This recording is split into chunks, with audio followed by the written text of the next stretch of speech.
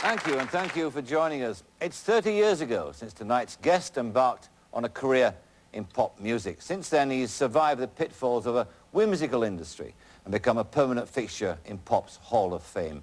He was a star as a kid. 30 years later, he's still that. Ladies and gentlemen, Cliff Richard.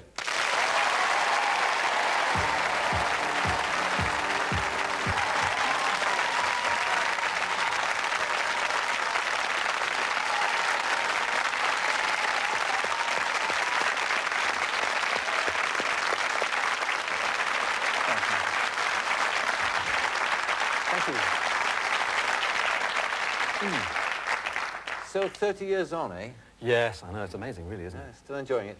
Very much. I think I enjoy it probably more now because there's so much more you can do. I mean, when the Shads and I started off and we toured around and we played places like Leeds and Bradford, places we can't get to because halls aren't big enough anymore, they used to hand you like a gas mic and said, get on with it, you know, and the Shads would sort of set the volume at, if it was a 2,000-seater, it would be volume number 4, and that would be it, you know. And now we've got sound systems and lighting effects. It's magic now. And that's much more fun, is it, than the early days? Yeah, because artistically you can do so much more for the public. I mean, you can actually create fantasy moments, and I find it really challenging and really good. I much prefer it today. A lot of people still say, oh, those were the days, and I say, no, they weren't. There's no pretensions about what I try to do. I don't pretend to try and have a message for every song.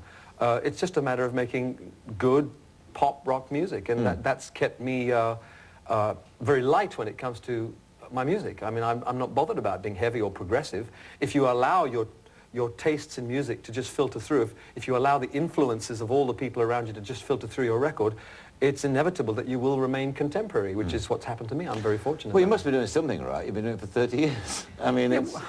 I don't know whether you can put your finger on anything, though. I mean, I do, but basically, I have to tell you, I make records for me, you know. Yeah. And if I get the goosebumps, I say, I must record that song. And then you just chant. You put it out and hope that a lot of other people get boost gumps. Boost gumps is very good. As well as that, yeah. And where I've been fortunate is that the boost gumps have actually coincided often enough to make me have hits over the years. But saying that you enjoy it now more than you did in the 60s, but is it the same as saying that you wish you were starting now? Rather than... no. No. No, because to be fair, I think that the people who start these days have got 30 years of experience to actually build their careers on. And when we started, you know, the 3-chord trick, they used to say that none of us could play more than 3 chords, and actually it was true. Although we got very quickly into 4, and the Shadows realized they had to get beyond the 3-chord trick. But when we started, basically all that was needed was that. We only you could write almost, well, most of those rock songs, all the Tutti Fruttis and you know, Elvis records, they were all 3 chords, basically. And you could get away with it then. Nowadays, you see, if we started with the same amount of talent as we had then, I don't think I think we'd be non-starters. I mean, these people like George Michael and Paul Youngs and what, I mean, these guys are really good at what they do. Yes, but there was also, too, a lovely sort of innocence, do-it-yourself aspect to pop in those days. Well, I mean, you made your first demo disc in one of those recording booths, didn't you, in Oxford Street? That's right, the HMV store in Oxford Street. Yeah. And funnily enough, you know, there were, I think, only 3 or 4 copies made. I dumped 3 or... Well, I think I dumped them all somewhere some years back, and I believe at Sotheby's, they found one and sold it for £3,000. I should have kept it. And it's a dreadful record. Is it bad? Well, it's because we just stood around one of these gas mics and did a song called Breathless, and then for the B-side, it was Lordy Miss Claudie. One was a Jerry Lee Lewis hit, and one was an Elvis hit. And we weren't that good, to be honest with you, and the recording technique was not that good, so we didn't come out of it that good. Let's go back right to the very beginning of your life, in fact, because you're born in India. Yeah. And I've not really talked to you before about that childhood. You left when you were 7, but do you have strong memories of what India was like? Funnily enough, well, yes, I suppose I have, but I quite often wonder, and I check out with my mum sometimes and say, did this really happen, or is it just something that's merged with something else, and as an adult I think I remember something as a child and it perhaps wasn't like that? I mean, I'm thinking of one thing that I wrote in a book of mine where I said I didn't realize that monkeys could swim, and not only that, I remember sitting at the edge of this great lake and watching monkeys holding each other's tails in a great long line flop into the water and come out the other side. Now, I'm not sure if that's possible, but my memory of it is pretty vivid. My mum did say that where we used to holiday, there were lots of monkeys, and they did used to jump into this tank of water. So who's to say, but my memory of it is quite sharp, and sharp enough to write about it in fair detail. Do you remember also, it was a time of Home Rule, wasn't it, a partition in India? And, Just 47 they got Home Rule was in That's India, right. and it made it difficult for us as a family to live out there. There was a lot of fighting going on, sort of the Civil War kind of situation. And my father stuck it out and did quite well because most of the local Asians thought that my father had a gun in his house, and because he used to hunt, but in fact it had been stolen 10 years before. And so we lived there until my mum got really scared and said, I'm off to Australia. No, my dad said he's off to Australia. My mum said, bye-bye, I'm going to England. So my dad came to England, fortunately. You might have been a Bee Gee had you gone to Australia. But I mean, but the life you had there, of course, I mean, it was the sort of, not quite the Raj, but it was quite privileged, wasn't it? Well, it was the Raj. It was the tail end of the Raj. And yes, I mean, my mother forgives me now, but I think I upset her once by writing in this aforementioned book that perhaps Britain got more out of India than it put in. It's quite often the case when, you know, empires are built, that often happens. I wasn't trying to be cruel. It just seemed to me that, for instance, we lived very, very privileged lives.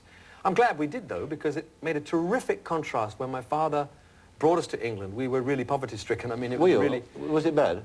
Well, he arrived in England there. My youngest sister hadn't been born, so there were still 5 of us, parents of 3 kids, and he arrived with £5 sterling, and that was it. If it hadn't been for my grandmother, who gave us a room for a while, an aunt later on who let us have another room, we wouldn't have managed. And when we finally got into a council house, my father built the first 3 chairs that we used to sit on.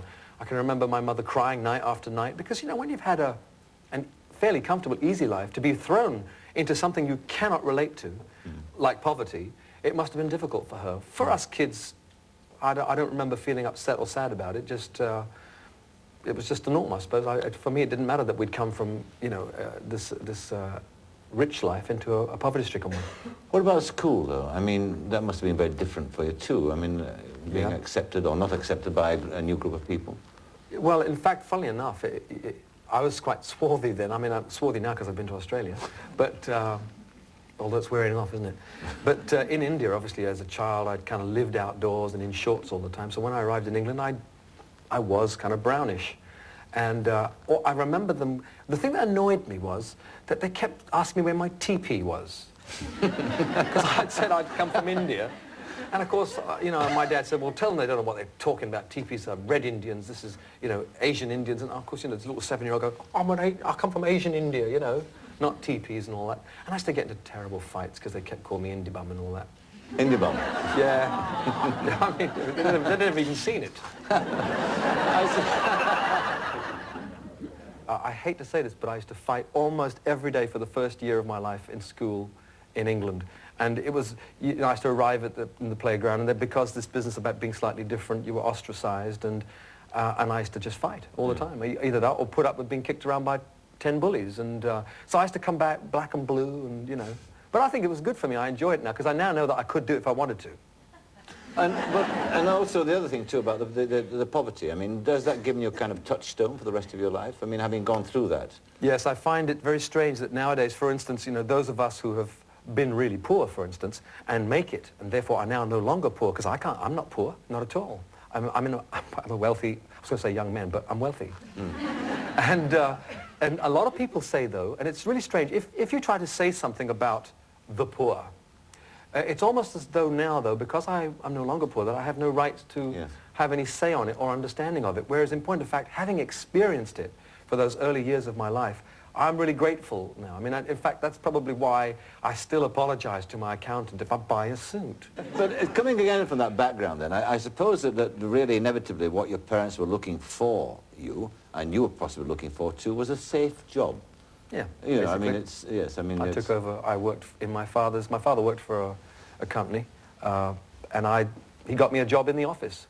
I mean, just to make sure that I got something, and clerical jobs were fairly safe, you know, white-collared stuff. And I guess if this hadn't happened to me, I would have knuckled down and been in an office somewhere, doing what I'm not sure, because I don't really have no qualifications in that area, certainly not now in my life. You obviously refused to settle for that. There was something else you wanted. Yeah. What was it? Was it fame? Yeah, I suppose basically it was because, again, funny enough, I think psychiatrists and all that say that there's always a connection. There's a thread that ties us all together, those of us that make it. Because a lot of people, my story is not at all unique. A lot of people, rock and roll stars or actors or whatever, come from, you know, deprived areas. And it's really strange because I can remember all that. I never thought, hey, I'm deprived, I must get out of this. I heard Elvis, and I thought, oh, this is unbelievable. Because before that, of course, I'd heard Frank Sinatra, Bing Crosby, Perry Como, Rosemary Clooney, Teresa Brewer. They're all really good singers, but they didn't inspire that little spark in me. And when I heard Elvis, I was totally inspired and totally influenced. And initially, I wanted to be like him. He became the teenage rage. Everybody screamed wherever he went, and I wanted that. Well, when you look back at yourself now, 30 years on, back at that kid who was trying to be Elvis Presley, tell me, describe him to me. What was that kid, the Cliff Richard who went on stage? What did he look like? Physically, I'd say that I was a greasy slob, actually. I've seen, well, it's true, you know. I've seen pictures of me doing Oh Boy, and the fact that the greasiness comes from the fact that when Elvis came out, he had the great sort of pompadour haircut and everything, and the only way I could keep, because I've got fairly fine hair, the only way I could keep it up was by getting grease. You know, and if you couldn't afford Brill cream, it's straight out of the frying pan.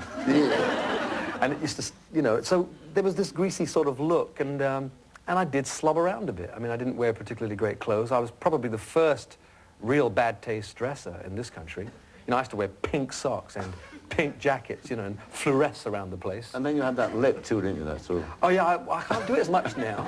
I saw, but there has actually been a physical change because I look at photographs nowadays, and I'm slightly bald in the eyebrow. Whereas I used to have really good Dan Dare type eyebrows, you know. I used to practice doing the Dirk Bogarde bit like that. What with that and that. You can see what I mean? I was just a greasy slob. You were also, too, of course. I mean, it's interesting to, again, look at 30 years about what you are now to what you were then. You were actually, I mean, hailed as a very, very dangerous creature, weren't you? I mean, the press had headlines like, is this man dangerous to you? Too sexy for television. Too sexy for television. It was true, of course. It was. It still is. It still is. It still is. Well, I mean, I have my theory about all of those things. The media get smashed around quite a bit by those of us who they write about. I think sometimes deservedly, sometimes not. But the media in general, though, tries to create things, particularly when America had Elvis. We didn't have anybody. So initially they did it with Tommy Steele. Well, I mean, Tommy, I think one of the wisest pop singers ever because I don't think he was that great at it. So what he did was he found what he was really good at and did it and became one of our probably top entertainers ever. And moved out. So that left a gap still. And along came the greasy slob. And I was trying to be like Elvis anyway, and there's a kind of stance and look that you did, the prototype did it, so you copied. And so I got this, I was Europe's answer to Elvis, and therefore they had to stipulate that I was too sexy for television and all that kind of thing. I don't know what they were playing at, but in fact I didn't mind, because I used to read things about his eyes smolder. So, I mean, all I did, I used to laugh, and the shadows would read it out to me, we'll have a giggle, but when I went on stage, I used to think, right, smolder, huh? It was all under the brow. But I also smoldered because I didn't like smiling too much, because I had, I have one cap tooth, and this is it here. Before, it was a small tooth that grew slightly inwards. Yeah. And therefore, if I was lit from here, which is mostly how they do a spotlight from out front, and I smiled, this tooth threw a shadow, and it looked like I had no tooth there. So rather than do that, I used to just smolder and not smile. Well, that's a Cliff of, as I say, of 30 years ago. We're going to take a break now. When we come back, we're going to talk about the Cliff of now. All right, so we'll see you in just a couple of minutes. See you then.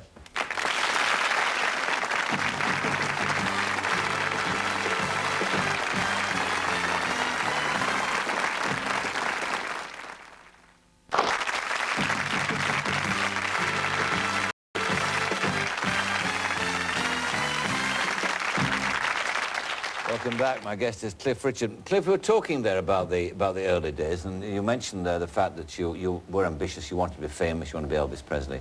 Well, it's one thing doing that, it's one thing achieving something like that. The other thing, of course, the other question altogether is surviving. Yeah.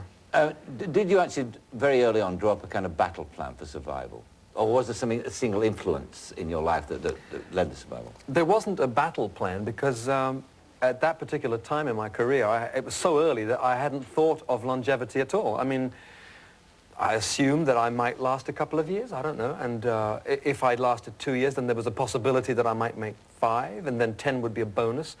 But I mean, as the years went by, in fact, it wasn't until about the 10th year that I thought, wait a minute, we're now my career is now into what you could start terming as the possible having longevity. But there wasn't a plan. I'm not sure that you can plan it because everything is so hinged with the rapport that you have with an audience, with the crowd in general. You know, we were laughingly talking about Goosebumps in the early part of the show, but it's basically true, you know. Inspiration is half the thing that one has. You have an inspiration that you think this will be right, and then you put it out, fingers crossed, and in my case what happened is that it's been right most of the times, for my audience anyway. And so therefore it's gone on and on and on, and I've tried to diverse and made films and done TV series and plays on the stage and stuff like that. And if there's a plan, it happens slowly. I would say now that I've reached 30 years, I spend more time planning than I ever did before. What part actually did religion play, though, in your survival? You mentioned, in fact, that in disenchantment with it, with the industry you're in, you were going to leave, but you didn't. Yeah, it wasn't so much that I was disenchanted. It was just that I felt as a Christian I had no right to the privileges that I was enjoying. And I think it's a big mistake that people make, because usually what guilt does is that guilt makes you do things that sometimes you regret later. For instance, if I want to give now, if I want to give my time to charity, it's not because I'm feeling guilty. I might be guilty of all sorts of things, but I don't feel guilty. I feel really grateful, and so therefore I give out of gratitude. You know, I don't think I was disenchanted with the thing. It's just that I felt I couldn't play a complete Christian role in my industry, and at that time I truly believed that, so I thought I must be honest with myself and to myself, so therefore I'll leave it. I didn't want to leave it. I liked my career. What it means, of course, is that the job you were doing wasn't ultimately fulfilling, was it, to you? No, that's right. It wasn't. No, in the end, when I finally became a Christian, it seemed to me that rock and roll was not doing everything that it should have done. But there again, you see, I don't think anything can. Well, again, I'm biased, of course, but I think that what mankind has done is forget that basically we're 50% physical and 50% spiritual. Maybe it's even more in terms of spirituality. But what we've done is we've cut out the spiritual side, and we want happiness in spite of that. I just decided that rock and roll was not making me as happy as I thought it should.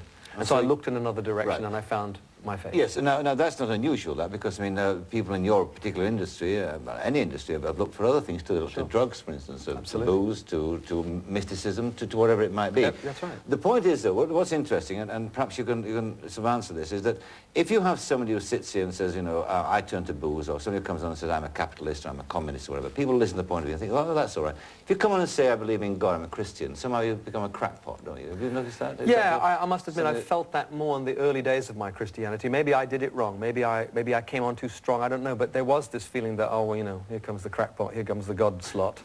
And it was a real put down. I wonder why, though, that should be, you see. Why is it? Is it that people are embarrassed by facing up to the thing, or what? Yes, I think over the years there has been, an embarrassment has grown. And I guess partly it's the church's fault. It hasn't had a rapport with the general public. It can be criticized. Again, I'm generalizing. This is not true of the church in total. But certainly it can appear to be holier than thou. As I say, in some churches you can walk in and the language is 400 years old. How does one relate to that? And I went through all that when I became a Christian. I thought, well, I know what Jesus has got to do in my life, but where does the church fit in? I don't even understand what they're talking about. So the church has created something, I think, that the general man in the street can't relate to. What I hope to do in my life is to say, look, you know, I'm a rock and roll star. I didn't have to have Christianity. Why do you think I chose it? And I have often used the illustration you just given, the fact that why is it that people turn to mysticism, the Eastern philosophies? Why do they turn to drugs? Why do the Beach Boys go into whatever they went into? Why did the Beatles go to a cave out in India somewhere? Because ultimately, the thing that all of you, and myself and yourself included, chase, which is financial gain, fame. I'm not saying there's anything wrong with either of those things. I've enjoyed both of those things all my career. But ultimately, what we're showing in our lifestyles is that that is not sufficient, that there will always be a gap until it's filled, until your life is complete. Again, I say I'm biased, of course I am, but I believe that it's the spiritual aspect. Once that's filled, I now enjoy my career much more. I'm far more enthusiastic than I was 15 years ago. What's enviable, of course, and what some people might find difficult to believe because they don't possess it, is the certainty that you have. I mean, I mean, you're certain in your faith? Yes. You're certain there's a heaven, there's a hell? Yes, I am, but you see, they're almost the wrong places to start.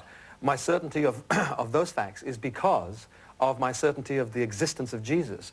I can't prove there's heaven or hell, but I can sure give a lot of proof as to the existence of Jesus. I mean, you know, did you know there was more evidence to prove that Jesus actually existed on this earth than there was that Julius Caesar? And yet no one doubts that Julius Caesar existed. No. So all the certainties you talk about are based on this historical fact of this man who I followed through and tested his story. It was when I dealt with him and his claims on my life that everything else became certain. But they go back to that moment. But I mean, but supposing it's always the thing, the problem, isn't it, with a belief like that, the belief that you'll go to heaven, that there's life everlasting, and supposing you're wrong. Okay, if I'm wrong, all I will have done in my life is propagate goodness and love and, you know, and be part of charity concerts and try to propagate peace between people and stuff like that. But then suppose you're wrong. I mean, I'm not saying that you don't believe, but supposing I'm right. An awful lot of people I know. No, do you know what I mean? I take the point. If the fact is right, then what the rest of the world has to do is say, well, where does that put the rest of everybody? Well, what interests me, though, again, is this business of the persona you put over. It leads inevitably to this kind of investigation of this. People suspicious of people who are sort of... less and less now, though. Less and less. Well, I mean, what's interesting, too, of course, I'll deal with this one first of all, is the message you were 5 years ago putting over was deemed to be slightly unfashionable. Things have changed now, and what you've been saying, of course, is now very fashionable, isn't it? Yes, I know. It's funny. AIDS and all that thing. I mean, well, that's right. And also, it's even to do with the charitable side of my life, which I've been involved in, well, ever since I became a Christian, 22 years ago. But Bob Geldof became the saint for a little while. I mean, it was fantastic. I felt a weight off my shoulders, funnily enough. Well, you know, I'm the one that got all the funny headlines and all that, you know, and if they were going to do a thing about Mary Whitehouse, I'd always be in the background with a halo around my neck, you know. And suddenly it was Saint Bob, and in a way I thought, hey, this is fantastic. Now people are realizing that you can be an everyday guy, but do something good. I mean, you know, I can't help it, the fact that I do believe in a moral standard, and I've been swinging with that for a long time. It's interesting, though, you see, Michael, that the kind of morality that's coming in now, I'm not sure how real that morality is, because a lot of it is plainly based on the fact that that AIDS does exist, and the chances are it's going to kill us. So a lot of it's to do with fear. I still say, though, rather that than not at all. But and maybe people will realize that in fact life can be rather full if one is monogamous. You know, I'm not the most experienced person at all. I'm not married. You know, I don't have any intention at the moment of being married. I might never be married. But all I know is that it seems to me that relationships are to do with trust and commitment, and those areas seem to be missing in a lot of people's lives, and so I've propagated that fact for a long time. Well, why have you never got married? There was a time when the shadows were all getting married, left, right, and centre around me, and I felt really left out. I just didn't feel like I could marry anybody that I knew at that particular time, but I was desperate to be married, because it was in the air, you know. My friends were getting married. I felt kind of left out. I mean, I had thrown myself into my career, of course, so I didn't have a lot of time to think about it. But when I did, you know, I thought, oh, dear, this is ridiculous. And then I did have one instance where I was dating a girl, a very attractive brunette lady, and very early in my career, I must have been only 21, maybe, and I remember coming out of a theatre, the Finsbury Park Empire, and she'd been at the show that night. She came out, we were all in the car, I think, the Shadows and myself, and she jumped on my lap, and I turned around to wave at the fans, and a number of them were stamping my program into the dust. And that frightened me. Now, in my immature state of 21, I decided that my career was far more important than losing fans. Much later, when I in fact was dating a lady who married Adam Faith, in fact. Jackie, that's right. Again, marriage cropped up, and I decided then, at that stage of my life, that I didn't care whether I lost fans or not. And so I'd made myself think, well, okay, this is it. But it wasn't right for us. I mean, and obviously it wasn't. So, and even with Sue and I talked very seriously, not specifically about marriage, because we were kind of thrown in the way that I had never been thrown in with either Jackie or previous experiences. Sue and I made headlines that I couldn't believe were feasible. I couldn't understand why everyone was writing about us every day for a little while. And they were asking us whether we were going to get married or not, and I'd seen her 3 times. I mean, it was ridiculous. And then we were constantly phoning each other up saying, I didn't say that, Sue. I didn't say that. And she'd bring me up the next day and say, look, I didn't say that. And in the end, we agreed that we'd never say, I didn't say that again. We would just understand that we couldn't possibly have said something stupid. Yes. Because we're not stupid people. But anyway, again, that didn't work. So I'm quite prepared, though, to remain single. I'm not bothered by it. A lot of people, in fact, sometimes I come out perhaps a bit offensive, because people still have this thing about saying, oh, when are you going to settle down and be happy and get married? Well, and I think myself, well, I'm terribly settled and I'm quite happy. Well, they either do that, don't they, or else they throw up the whole issue about your sexuality. Oh, well, that's inevitable, though. Yeah. I think our industry has always had that. Always, yes. Always, always. Does it upset you? No, not anymore. I think it used to upset my family a great deal, and my mother used to feel it desperately. And no one ever... People don't think about that when they write things. No. I mean, they just think that somehow or another, because we're famous, we're up for grabs and they can write what they like. And, of course, in a way, they can. But I would have thought that there's a need for sensitivity and a bit of care and concern, even in the journalist world. There's no reason why people shouldn't be kinder. I read some real cruel things about people like myself, and I think to myself, it's so unnecessary to say harsh or unnecessary things. And as far as my sexuality is concerned, I haven't wanted to talk about it, and I don't want to talk about it. I think there are other things far more interesting to talk about, and that's it. But they still obviously do to try and wheedle around a bit. And what about the looks too? I mean, you're a remarkable looking 47-year-old. You really are. You're extraordinary. I mean, you make me sick. I've got to tell you. But you see, again, I only raise this point because, again, the press perceive it in a different way. I mean, is he Wacko Jacko? You know, is he had the old... yeah, I mean, well, is he trying to look like Diana Ross, you know? I mean, so, yeah. But, you know, that sort of space... Yeah. So I wonder how you react to that, you know? Well, again, I suppose, again, those kind of areas, because our industry tends to go in for that. I mean, personally, I don't think it really matters. I mean, you know, if you watch the things like the last... the Oscar Awards, Cher looked fantastic. Now, if someone came and told me that she'd had everything sliced off and changed around, it wouldn't bother me at all, because what I saw was very, very attractive and very... I mean, she looked like... It doesn't really matter, because he's decided to play a particular role. I haven't tried to be the Peter Pan of pop. I got lumbered with that phrase some time back, and I still have to live with it. I have to tell you that it creates a great pressure, because I'm not immune to what they write. You know, I am affected, and therefore I keep thinking to myself, oh, crumbs, I'm supposed to look wonderful in the morning. I've got to look bright-eyed and bushy-tailed. And you know what it's like if you've travelled back from Australia or something and you've got to meet people, you know that you're not going to look right. And my fear now is that someone's going to go, ugh. Because sometimes I'm afraid it's deserved. So I'm hoping that, you know... That's a very feminine thing, that, of course, isn't it? It's worrying about that way about your looks. Yeah, that's right. Yeah, and it's ridiculous that we should be forced into that situation. Personally now, I don't really care. All I know is that if I don't look 47, then I'm very, very fortunate, and it helps in the career I've chosen, because obviously I want to look as energetic and as young as I can. But I don't make any attempts, and I haven't bothered with a knife. It's working well, wherever it is, I'll tell you. Finally, let's bring us right up to date now. I mean, you're 30 years, you've survived, you're still a big star. There's no diminishing at all of your appeal. Witness the reception you had tonight. I mean, they're hanging off the rafters in here, and always do whenever I've told you. But I mean, what's the future then? I mean, is it conceivable to be a 55-year-old rock and roller still singing Devil Woman? I mean, is that... Yeah, I guess so, because... Yeah, I think so, because rock and roll has grown up as well. Rock and roll is a middle-aged art form. It's been going longer than I've been going. It's been going at least 35 years, you know, which makes it, you know, it's rock and roll menopause coming up any minute now. And you see, because rock and roll has aged and done it magnificently and grown and progressed, those of us who began with it have done a similar thing. I can't sing the way I used to sing. I don't want to look the way I used to look. I like being what I am now, and I like the music that I sing now. As long as people like Alan Tarney and Terry Britton are prepared to write Devil Woman and Some People for me, I can go on singing them as long as if I can keep my integrity together and perform it in a way that doesn't make me look really stupid, then I can't see why I can't be a 60-year-old. Who'd have thought that Sinatra would have made 3 comebacks? What, he's 70-something now? That's right, he's 75. As long as he doesn't look silly doing it, I can accept it. Something like that, yeah. Yes. All right. Well, I mean, we all look forward to it. In the meantime, well, thank you for talking to me. I much enjoyed that. And you're going to finish off now with a song. In fact, a song that you mentioned just then. Yes, I must admit, years will tell whether I'll still sing it as much as Living Doll, but I got a feeling that Some People might be an all-time favourite for me. There you go. Super.